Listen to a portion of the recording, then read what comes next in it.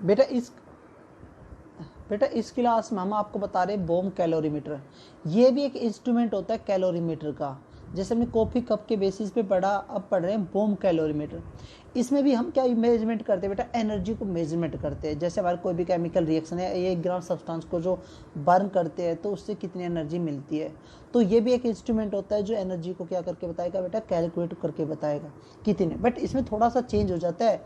जैसे coffee cup ये वाला यूज़ कर देते हैं एट कॉन्स्टेंट प्रेशर पे, तो इसमें जो हमें एनर्जी मेजरमेंट करते हैं वो यूज़ करते हैं बेटा एट कॉन्स्टेंट वॉल्यूम पे। हम इसमें क्या करते हैं बेटा, कॉन्स्टेंट वॉल्यूम पे यूज़ करते हैं इसको जो मेजरमेंट। अब आपको पता है जब एनर्जी कैलकुलेट करते हैं एट कॉन्स्टेंट वॉल्यूम पे, तो जो हीट किसके इक्वल आती है बेटा, चेंज ऑफ इंटरनल एनर्जी की आती है। मतलब जब कांस्टेंट वॉल्यूम पे कैलकुलेट करेंगे तो हमारे पास क्या निकल के आएगी, उसकी change of internal energy calculate होगी। इसमें हम किस किस को कैलकुलेट कर सकते हैं बेटा, जो हमारे पास फ्यूल होता है और फूड होता है, जो हम खाना खाते हैं उनकी कितनी एनर्जी मिलती है। तो इसमें हम एक बोम कैलोरीमीटर यूज़ करते हैं। वो इसलिए इसको बोम कैलोरीमीटर बोलते हैं क्योंकि एक बोम की टाइप में होता है। इसमें बेटा आइसोलेटेड होता है, इंसुलेटेड होता है, ना तो हीट एक्सचेंज होती है ना मैटर। बाहर से इस टाइप का होता है एक कवर, बाहर से टाइप का क्या होता है, कवर होता है, सील्ड होता है बेटा। ये एनर्जी को, मास को कुछ किसी को भी एक्सचेंज नहीं करेगा। इसमें एक इसके अंदर होता है एक बॉम्ब होता है बेटा, ऐसे छोटा सा एक बॉम्ब होता है। उसकी जो ये होती है बेटा साइड होती है, जो उसकी मैटर होता है वो हीट को क्या करता है, एक्सचेंज करता है। इसमें पानी भरा रहता है बेटा, इसमें क्या होता है, ये पानी भरा होता है। इसमें बेटा जिस भी सब्सटेंस को हमने निकालना है, मेजरमेंट करना है एनर्जी, उसको अंदर रख देते हैं बेटा। जैसे कोई फ्यूल रख दिया हमने 1 ग्राम, जो भी रखना था बेटा वो रख दिया हमने। और यहाँ पर हमें लगा देते स्पार्क, और यहाँ पर बैटरी लगा देते पॉजिटिव और नेगेटिव। इनके वायर ऐसे कनेक्ट कर देते बेटा, इनके वायर क्या कर देते कनेक्ट, और ऊपर लगा देते बैटरी से क्या कर देते कनेक्ट कर देते। और इसमें एक स्टेयर भी लगा देते हैं, फैन भी रोटेट करने के लिए, क्योंकि थोड़ा जल्दी प्रोसेस हो जाए बेटा। इसमें बेटा ये होते इग्नाइट होता है जिसको स्टार्ट कराने के लिए। अब देखो बेटा, ये हमारे एक आइसोलेटेड होता है, इसके अंदर एक बॉम्ब टाइप का वो रख देते हैं बेटा, जिसकी जो ये होते हैं बेटा, ये मैटर वो थर्मिक होता है, मतलब हीट को क्या करते हैं बेटा, एक्सचेंज करता है। क्या करता है, हीट को एक्सचेंज कर देता है। और साथ में इसमें ऑक्सीजन गैस फिल होती है बेटा, O2 गैस क्या होती है, फिल होती है। जैसे हमने जिस भी सब्सटेंस की कितनी हीट मेजरमेंट करनी है उसको अंदर रखेंगे और यहाँ से ऊपर से ऑन करेंगे। जैसे यहाँ पर स्पार्क होगा ऑक्सीजन के प्रेजेंस में, ये सब्सटेंस क्या होगा, बर्न होगा। और बर्न होने से क्या करेगा बेटा, एनर्जी रिलीज करेगा। ये एनर्जी को क्या करेगा, रिलीज करेगा। और जो इसकी वो होती है बेटा, ये वो हीट को क्या करेगा, एक्सचेंज करेगा। जैसे गर्म होगा बेटा और ये हीट को क्या करेगा, एक्सचेंज करेगा। स्टेयर के हेल्प से इसको हम रोटेट करेंगे, ये पूरे में एकदम में हीट ज़्यादा ट्रांसफर हो जाएगा बेटा। और आपको पता है हॉट से कोल्ड की तरफ मूव करेगा। ये जब तक वो होता रहेगा बेटा, हीट ट्रांसफर होती रहेगी जब तक कि दोनों का टेम्परेचर क्या हो जाए, थर्मल इक्वल ना हो जाए। जैसे ही थर्मल इक्वल हो जाएगा, एवरी पार्ट का क्या हो जाएगा, टेम्परेचर क्या हो जाएगा, सेम हो जाएगा, तो वो थर्मल इक्विलिब्रियम हो जाएगा। तो उस समय हम इसको मेजरमेंट करेंगे और इसकी हेल्प यही लेते हैं बेटा, इसको थोड़ा फास्ट कर दे। धीरे धीरे हीट एक्सचेंज हो रही है, वाटर में ट्रांसफर हो रही है, तो इसकी हेल्प से हम क्या करा देते हैं, फास्ट करा देते हैं। तो इससे हमें ये कैसे एनर्जी को मेजरमेंट करते हैं, ये तो हमें पता चल गया ऐसे प्रोसेस करता है बेटा। आपको पता चल गया, यहाँ से हमने करंट दिया, इसमें स्पार्क हुआ, ऑक्सीजन के प्रेजेंस में जो सब्सटेंस रखा था, फ्यूल रखा था, वो बर्न होगा तो एनर्जी बनेगी तो ट्रांसफर यहाँ निकलेगी और ये क्या हो जाएगा, थर्मल इक्विलिब्रियम हो जाएगा। तो इसमें भी बेटा वो सेम वही मेथड यूज करते हैं भाई। जो हमारा सिस्टम था, हीट लॉस बाय बॉम्ब, इसको बॉम्ब बोलते हैं बेटा, या सिस्टम बोल सकते हो। सिस्टम से कितनी हीट ट्रांसफर करी है, हीट गेन बाय कैलोरीमीटर कितनी हीट गेन कर रहा है, वही सिस्टम बेटा। जितनी हीट ये बॉम्ब है, जितनी हीट ये लॉस करेगा, हमारी कैलोरीमीटर उतना हीट को क्या करेगी, गेन करेगा। तो जितनी कैलोरीमीटर ने हीट गेन करी, उसके बेसिस पर हम क्या बता देंगे भाई, जो इसमें हमने फ्यूल रखा था, जितने ग्राम हमने फ्यूल रखा था, उससे हमें इतनी एनर्जी मिली, क्या मिली, इतनी एनर्जी हमें उससे प्राप्त हुई। तो इससे हम ये फॉर्मूला वही यूज करेंगे बेटा, Q equal to M into में सी एस इंटू में डेल्टा टी। पता है आपको, mass, specific heat capacity, change of temperature और हीट, कितनी हीट ट्रांसफर हो रही है। हम इसकी जगह ये फॉर्मूला भी यूज कर सकते हैं, हीट कैपेसिटी इंटू में डेल्टा टी। ये फॉर्मूला भी क्या कर सकते हैं, इसकी जगह में यूज कर सकते हैं। तो इससे भी बेटा हम ये बता सकते हैं कितनी एनर्जी हमें इससे मिल रही है।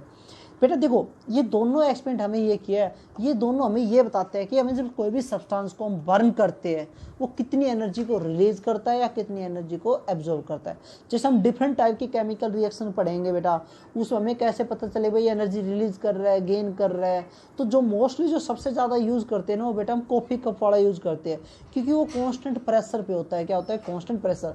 ये वाला बॉम कैलोरीमीटर कॉन्स्टेंट वॉल्यूम पे होता है। इसको चारों तरफ से इसलिए क्लोज करते हैं क्योंकि इसमें मास का एक्सचेंज ना हो, मैटर का एक्सचेंज नहीं हो, क्योंकि मैटर का एक्सचेंज हो गया तो बेटा क्या हो जाएगा, वॉल्यूम डिफरेंट हो जाएगा, तो हमारा वॉल्यूम क्या रहेगा, फिक्स नहीं रहेगा। तो इसलिए हम इसको बॉम कैलोरीमीटर बोलते हैं, क्योंकि इसके अंदर एक बॉम सा होता है, उसमें ब्लास्ट होता है, बर्न होता है, जिससे एनर्जी ट्रांसफर होती है। तो इसके बेसिस पे भी इसको एक्सप्लेन करने के लिए बेटा एक न्यूमेरिकल कराते हैं। उस न्यूमेरिकल की हेल्प से हमें अच्छे से समझ में आएगा बेटा इसका काम कैसे होता है। बेटा देखो, एक कह रहा है कि उसके पास 1 ग्राम ग्रेफाइट है बेटा, उसके पास क्या है बेटा, 1 ग्राम ग्रेफाइट है। उस 1 ग्राम ग्रेफाइट को हम बर्न करते हैं इन बॉम कैलोरीमीटर में। 1 ग्राम जो हमारे पास बेटा क्या है, ग्रेफाइट है,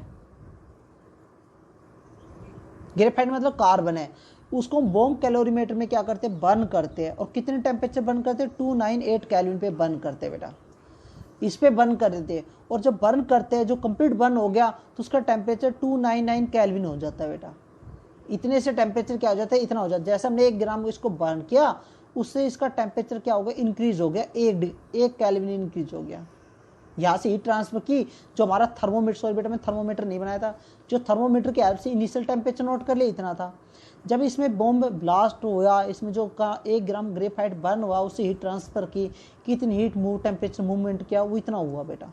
तो हमारे पास डेल्टा टी क्या आ गया बेटा, 1 आ गया। डेल्टा टी कितनी वैल्यू होगी, 1 आ गई। तो ये कह रहा है कि जो इसमें इक्वेशन होती है वो ये इक्वेशन, ये प्रोसेस होती है O2, और ये क्या बनता है, CO2 बनता है। तो ये बेटा यहाँ पर हमारे पास कितना था, 1 मोल। वो कह रहे हैं इस इक्वेशन के बेसिस पे बताओ कितनी हीट रिलीज होगी। तो बेटा ये तो हमारा 1 मोल है, ये भी हमारा 1 मोल है, और ये भी 1 मोल है। 1 मोल कार्बन को 1 मोल ऑक्सीजन से कंबेशन कराते हैं तो CO2 मिलता है 1 मोल। तो 1 मोल की निकालनी, बट यहाँ पर तो हमारे पास 1 ग्राम की दे रखे हैं, तो हम पहले 1 ग्राम की निकाल लेते। 1 ग्राम ग्रेफाइट को कंबेशन करने से हमें कितनी एनर्जी मिलती है। तो वही फॉर्मूला है बेटा हमारा, एट कॉन्स्टेंट वॉल्यूम पे पूछा होता हमारा फॉर्मूला वही होता है, ये वाला यूज कर लेंगे बेटा। आगे वो दे रखी है, हीट कैपेसिटी दे रखी है। आपके बार ध्यान रखना बेटा, स्पेसिफिक हीट नहीं दे रखी, हीट कैपेसिटी दे रखी है। हीट कैपेसिटी कितनी दे रखी है, 20.7 किलो जूल पर केल्विन।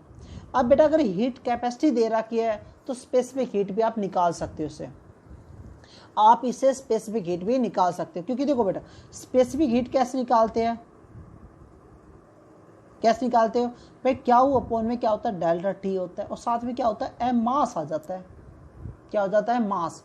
अब ये तो हमें पता है कितनी देर आके है, 20, मास से डिवाइड कर दो, मास कितना, 1 ग्राम, तो सेम वही वैल्यू रहेगी, कोई वैल्यू। तो हमारे स्पेसिफिक हीट कैपेसिटी भी कितनी आ गई, 20.7 किलो जूल पर केल्विन आ गई। क्लियर हो गया। तो यहाँ पर हमारा फॉर्मूला क्या था, mass into specific heat capacity into delta T. Mass कितना दे रखा है, 1 ग्राम दे रखा है, स्पेसिफिक हीट कैपेसिटी कितनी दे रखी है, इतनी दे रखी है, डेल्टा टी भी कितना है, 1 है। तो हमारे एट कांस्टेंट वॉल्यूम पे कितनी हीट एक्सचेंज हो रही है, 20.7 किलो जूल। कितनी हीट दे रखी है बेटा, इतनी हीट रिलीज हो रही है, किलो जूल। ये आगे अब हमारे पास तो ये आई 1 ग्राम की, वो कह रहा है यहाँ पर तो 1 मोल वर्ड आ गया, 1 मोल में। अब आपने पता है जो 1 मोल कार्बन में कितना मास होता है बेटा, 12 ग्राम मास होता है। तो जब आपके पास 1 ग्राम में इतनी एनर्जी निकलती है तो 12 ग्राम से कितनी निकलेगी, तो इसको 12 ग्राम से क्या कर दोगे, मल्टीप्लाई कर दोगे। मल्टीप्लाई करोगे तो आपके पास ही आ जाएगा 248.4 किलो जूल पर मोल आ जाएगा। आपको इतनी एनर्जी मिलेगी 1 मोल कार्बन से बेटा, 1 मोल कार्बन से इतनी। अब माइनस लगा दोगे, माइनस क्यों लगाओगे बेटा, एनर्जी रिलीज कर रहा है। एनर्जी जब रिलीज करता है तो माइनस आ जाता है, एब्जॉर्ब करेगा तो क्या आएगा, पॉजिटिव। और आपने पता है जो क्या वी है किसकी इक्वल होता है, डेल्टा यू। मतलब कितनी इंटरनल एनर्जी चेंज होगी उस सिस्टम में, इतनी इंटरनल एनर्जी क्या होती है बेटा, चेंज होती है बेटा। ये था हमारा बॉम कैलोरीमीटर। तो बेटा ध्यान से देखना, अच्छे से करना, इसको बहुत इंपॉर्टेंट है बेटा, बहुत इजी टॉपिक। बस सिर्फ आपको ये फॉर्मूला याद रखना है बेटा, ये फॉर्मूले क्या रखने आपने याद रखने, और आपका इजीली क्या हो जाएगा, सॉल्व हो जाएगा।